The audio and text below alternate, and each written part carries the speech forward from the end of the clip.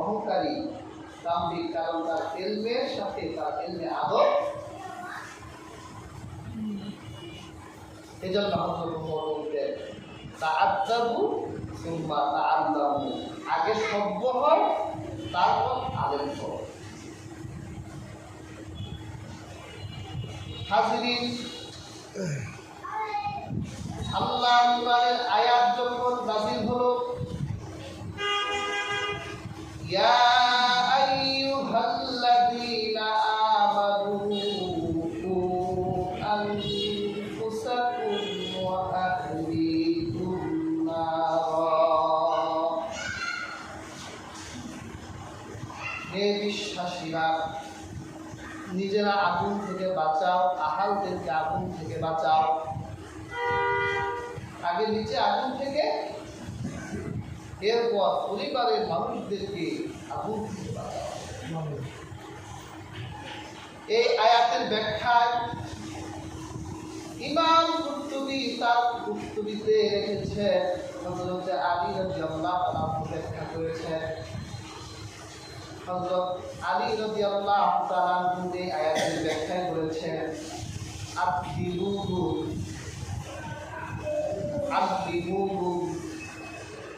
পরিবারকে আগুন থেকে বাঁচাবার অর্থ হলো পরিবারের মানুষকে আদব শিক্ষা দাও, আলেম বানাও। আগুন থেকে তুমি নিজে বাঁচো, পরিবারের মানুষকে বাঁচানো অর্থ কি? তোমার স্ত্রী, তোমার সন্তানদেরকে তুমি আগে আদব শিক্ষা দিবে, তারপর তাদেরকে জ্ঞান শিক্ষা দিবে। হাজিরিন, দুঃখ পরিতাপের বিষয় হলো আজকের এই আধুনিক জেনজি মার্কা যুগ ধরে গেলে, জেনজি যেখানে নামে সেখানেই শেষ। জেনজি বুঝে ইয়ং জেনারেশন, আপনাদের আমাদের ছেলেরা মেয়েরা, এরা এখন রাস্তায় নামলেই সব শেষ। এই জেনজি যারা ইয়ং জেনারেশন, এদের ম্যাক্সিমাম হচ্ছে বেয়াদব। ম্যাক্সিমামে কি আদব নাই? আগের দিনের বাবা মা সন্তানদের আদব শেখানো না, কাছে বসাতো, এরপর কোনটা ভালো কোনটা ভালো না সন্তানকে শেখাতো, এটাই তো আদব শেখানো। আজকে তুই আদব শেখান না। হযরত আলী তো বলেছে আগে আদব শেখাও, আর এলেম শেখাও। হাজিরিন, আদব শিখাই না। আর আল্লাহ একজন প্রিয় সালেহ বান্দা ছিলেন হযরত লুকমান। নিজের সন্তানকে কাছে বসিয়ে তারপর সেই সন্তানকে তিনি আদব শিখিয়েছেন। ইয়া বুনাইয়া লা তুশরিক বিল্লাহ ইন্নাশ শিরকা লাযুলমুন আযীম। আমার কলিজার টুকরা, আল্লাহর সাথে কাউকে অংশী করো না। নিশ্চয় অংশী এটা শিরকে আযীম, সবচেয়ে বড় অপরাধ। জুলমে আযীম, সবচেয়ে বড় জুলুম। হে আমার কলিজার টুকরা, সন্তানকে আদব শিখাবার আগে হযরত লুকমান প্রত্যেকবার ইয়া বুনাইয়া, হে আমার প্রিয় পুত্র, এই কথাটা বলে বলে তিনি আদব শিখাচ্ছেন। নামাজ পড়বে, সৎ কাজের আদেশ দিবে, অসৎ কাজ করবে না। রাস্তায় চলার পথে মধ্যম গতি চলবে, রাস্তায় অহংকারী বেশি হতো না। হযরত লুকমান তার ছেলেকে শিখালেন, যদি তুমি সরিষার দানা পরিমাণ ছোট্ট অন্যায় করো, কাল কিয়ামতের দিন আল্লাহ সে অন্যায়কে তোমার সামনে উঠাবে। সন্তানকে আদব শিখাচ্ছেন বাবা। এখন আমরা কয়জন বাবা সন্তান তুমি পাই না। সন্তানের সামনে নিজের ব্যক্তিত্ব নষ্ট করে দেই, এই জন্য নিজের সন্তান বাপ মানে না, মা মানে না। মনে রাখবেন, যে পিতা তার সন্তানের সামনে গুনাহ করে আর সন্তান যদি বাবারে গুনাহ করতে দেখে, তুই বাবার প্রতি সন্তানের হৃদয় থেকে কোনোদিন সম্মান আসবে না। যদি আপনি সুদের টাকা, ঘুষের টাকা সন্তানের সামনে মায়ের কাছে এটা ঘুষ খেয়ে আনলাম তাও, তো এটা তো সন্তান দেখছে তার বাবা সুদ খায়, ঘুষ খায়, তার বাবা আরেকজনকে অকথ্য ভাষায় গালি দেয়, নিজের স্ত্রীর সাথে অকথ্য ভাষায় গালিগালাজ করে, স্ত্রী তার স্বামীকে গালিগালাজ করে, সন্তান ওই ঘর থেকে কি আদর্শ শিখবে? স্বামী স্ত্রীর ঝগড়া হতেই পারে, ঘুষাঘুষি মারামারি যাই হবে সন্তানের আড়ালে হবে, সন্তান জেনে কখনো না দেখে। তোমার মুখে মিথ্যা বের হয়ে যেতে পারো তুমি মানুষ, তবে তোমার ওই মিথ্যা যদি সন্তানের সামনে বের হয়, তাহলে মনে রাখবে তোমার এই সন্তান কোনোদিন তোমাকে সম্মান দিবে না।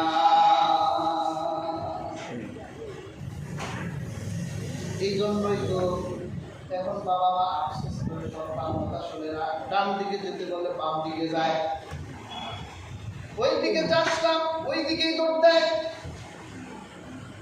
কাজেই হাজরিন, হযরত আলী রাদিয়াল্লাহু তাআলা আনহু এই আয়াতের ব্যাখ্যায় তিনি বলেছেন, সন্তানকে তোমরা আদিবুহুম আদব শিখাও, এরপর ওয়াল্লিমুহুম তাদেরকে জ্ঞান শিক্ষা দাও, যে জ্ঞানের সাথে আদব আছে ওই জ্ঞান কোনোদিন বৃথা যাবে না, নিজের কল্যাণ হবে, আরেকজনের কল্যাণে কাজে লাগবে। তাহলে হাজরিন, এই জেনজিদের সবচেয়ে বড় সমস্যা হলো জেনজিদের বাবা মা তাদেরকে আদব শিখায় না। এই জন্য দেখবেন রাস্তাঘাটে একটা মুরব্বী হেঁটে যাচ্ছে, অদৃষ্টান্ত বন্ধ করে না, সালাম দেয় না, একজন মুরব্বী মানে না। বেয়ার হাজরিন, মনে রাখবেন বেয়াদের স্থান আমার আল্লাহর কাছেও ছিল না। আল্লাহ বলেছিলেন আদম সিজদা কর, আমার আল্লাহর হুকুম সবাই মানলো, এক বেয়াদব মানলো না, শয়তান। ওই বেয়াদব যুক্তি তার করলো, আল্লাহ সুবহানাহু ওয়া তাআলা ওই বেয়াদবকে বললেন, খারুজ, এখান থেকে বের হয়ে যা, তুই মুরতাদ হয়ে গেছিস, অভিশপ্ত হয়ে গেছিস। তাহলে শয়তান হলো সবচেয়ে বড় বেয়াদব, যে আল্লাহ কোথাও আল্লাহ হুকুমটা সে মানতে চায়। হাজরিন, যদি আপনি মুআদ্দিব হন, আদবওয়ালা মানুষ হন, যদি আপনার ভিতর আদব থাকে, তাহলে আপনার জন্য হেদায়েত পাওয়া সহজ। যার ভিতর আদব আছে সে হেদায়েত পেয়ে যাবে তাড়াতাড়ি। আল্লাহ কোরআন সাক্ষী, আল্লাহ কোরআন এসেছে, যখন আল্লাহ তাআলা হযরত মুসাকে বললেন, ইযহাব ইলা ফিরআউন, ফিরআউনের কাছে যাও। ফিরআউন হচ্ছে সীমালঙ্ঘন করেছে, মুসা আলাইহিস সালাম ফিরআউনের কাছে গেলেন। হযরত মুসা নিজের নবুয়তের কথা ফিরআউনের কাছে উপস্থাপন করল। ফিরআউন, আমি আল্লাহর নবী। ফিরআউন বলে, আমার ঘরে পুরোলা নবী, তুমি যে আল্লাহর নবী, তোমার নবী হওয়ার জন্য তোমার কাছে কি অলৌকিক ক্ষমতা আছে? নবীদের অলৌকিক ক্ষমতা থাকে। আল্লাহ পয়গম্বর হযরত মুসা আলাইহিস সালাম হাতে লাঠি ছাড়লেন, লাঠিটা অজগর সাপ হলো। ফিরআউন চিন্তা করলো, কি অলৌকিক শক্তি দেখালো, এটা কি আসলেই অলৌকিক শক্তি, নাকি হযরত মুসা আমাদের চোখে ঠাডা দিয়েছে, নাকি এটা জাদু? নাউযুবিল্লাহ, জাদু তো এই উম্মতের জন্য হারাম। যে ব্যক্তি জাদু না করে সে কাফের, কিয়ামতের দিন সে জাহান্নামে যাবে। পেয়ার হাজিরিন, ফেরাউন হযরত মূসাকে বলল, তাহলে তোমার সাথে আমার একটা লড়াই হবে, তোমার শক্তি আর আমার শক্তি দেখবো কার শক্তি বেশি। হযরত মূসা আলাইহিস সালাম বলল, ঠিক আছে, আল্লাহ কোরআন সাক্ষী, দক্ষ জাদুকর আল্লাহ ফেরাউন, যে হযরত মূসা যে শক্তি জাহির করুক না কেন, তোমরা মূসার শক্তিকে পরাজিত করে দিবে। কি বলেন? মূসার সাথে কার শক্তি? আল্লাহ শক্তি। আল্লাহ শক্তি পরাজয় করা যায় না। আল্লাহর পয়গম্বর দেখ নিলেন। এরপর যখন জাদুকররা একদিকে দাঁড়িয়ে গেল, আর আল্লাহর পয়গম্বর হযরত মূসা তিনি যখন আল্লাহর শক্তি দিয়ে তিনি যখন কাজলে দাঁড়ালেন আরেকদিকে, মূসা ভার্সেস ফেরাউন। হাজিরিন, মনে রাখবেন, বাতিল যতই শক্তিশালী হোক না কেন, যখন হক তার সামনে দাঁড়ায়, ওই বাতিলের হৃদয়ে তখন নাড়া দেয়, এটা আসলেই সত্য। এটা কিন্তু নাড়া দেয়, যদিও মুখে স্বীকার। পেয়ার হাজিরিন, আল্লাহর পয়গম্বর হযরত মূসাকে জাদুকররা দেখেই বুঝে ফেলেছেন হযরত মূসা কেমন মানুষ হবেন, তার শক্তি কার থেকে তা জাদুকররা উপলব্ধি করেছেন। আল্লাহ কোরআন সূরা আরাফের মধ্যে এসেছে, তখন জাদুকররা আল্লাহ পয়গম্বর হযরত মূসার সাথে একটা আদব দেখালেন। সুবহানাল্লাহ, কি আদব দেখালেন? জাদুকররা হযরত মূসাকে ডেকে বললেন, ক্বালু ইয়া মূসা ইন্না আন তুলকিয়া ওয়া ইন্না আন নাকুনা নাহনুল মুলকিন। হে মূসা, তুমি আগে নিক্ষেপ করো, নইলে আমরা নিক্ষেপ করি। আল্লাহ নবীকে আগে নিক্ষেপ করার আদব দেখালেন।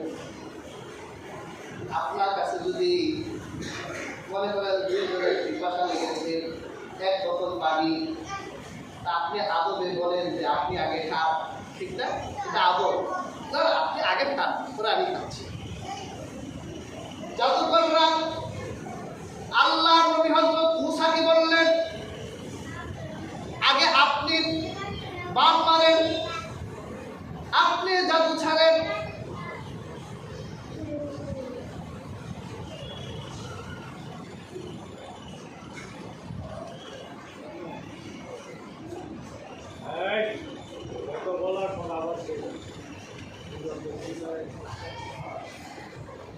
পেয়ার হাজিরিন, আল্লাহর পয়গম্বর হযরত মূসাকে আদব দেখালেন।